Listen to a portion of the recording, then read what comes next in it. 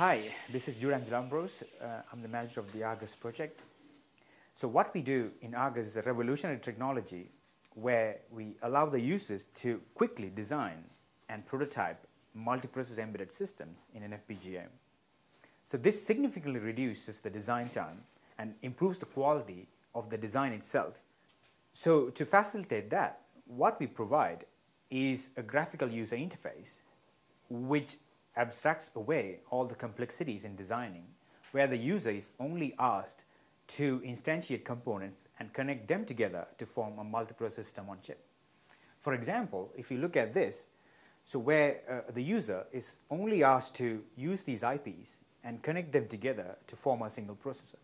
Once that's done, he can simply instantiate them to create multiprocessors and connect them together to form a multiprocessor embedded system. So he has also have the freedom to choose which kind of processor he's going to use so that the heterogeneity is implemented.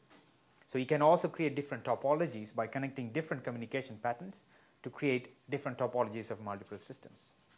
Once this is done, we have a backend which reads this as an input and converts that into a hardware bit file. So this backend is mostly aligned with the Xilinx toolchain, and it does everything automatically, avoiding revealing all the complexities to the user. So once that backend is done, we map the softwares into these processors, create a software bit file, combine them together with a hardware bit file, and execute that on the board. So once that execution is done, we can measure the performance, power, and all the other properties of the design for further evaluation. Hi, I'm John, and I'm the GUI developer here at UNSW for the ARGUS project.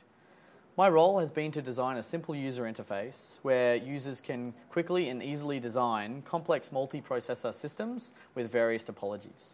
So let's take a look at how this all works. As you can see, we already have a microblaze system set up on the right-hand side here.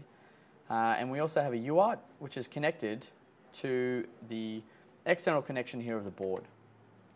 We would like to add another processor system to this. So first of all, we'll drop down the piezo processor with two ASI to AXI bridges, to which we'll connect a RAM block. When we would like to connect these up, you can see it's as easy as dragging the connection to the component you would like it to connect to. It will automatically detect the connections that are valid and then create the connection for you automatically.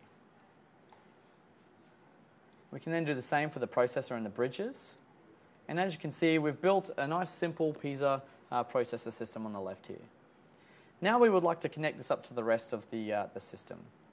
We can take FIFO here, connect it to the ASI to AXI bridge, and then also connect the UART. And here we now have an interconnected system of two processors. One other really useful feature of the ARGUS GUI system is the ability to group components into compound logical components. As you can see here, we've got a simple system which has a microblaze with some memory and a UART connected to the board. If we wanted to, we could take the block RAM controller and the block RAM and group them into a single component. In this way, you can see that it's very easy to take multiple components and group them into one, which you can then store in your library and reuse as many times as you would like.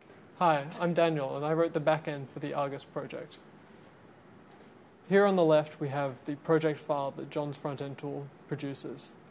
We have a list of project parameters, as well as the clocks, resets, and external connections.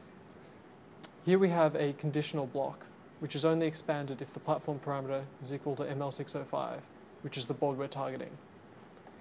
Here we have a compound component, which includes a piezo processor, instruction and data memory, and a communication FIFO.